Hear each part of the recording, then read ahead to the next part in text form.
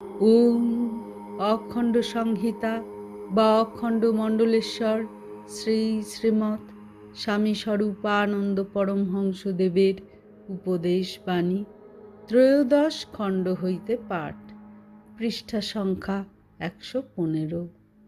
ওম শুধু ওম নয়, ওম মানে সারে গামা পাধানির সম্পূর্ণ সমন্বয়।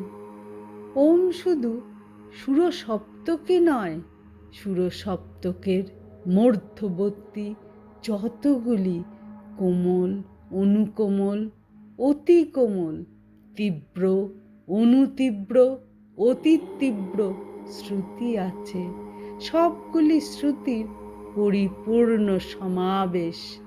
মানবকণ্ঠে এ সমাবেশের উচ্চারণগত প্রতিফলন অতি অসম্ভব ব্যাপার। এজন্যই বলা হয় যে ওঙ্কার রূপী ব্রহ্ম কখনো উচ্ছিষ্ট হন না। কিন্তু ওঙ্কার এই অত্যাশ্চর্য সমাবেশ ও অত্যাপ্লুত সমন্বয়। এই জন্যই ওঙ্কারের সাধন সর্বসঙ্গীতের মূল তত্ত্বের, মূল উৎসের, মূল মহিমার সাধন। হরি ওম।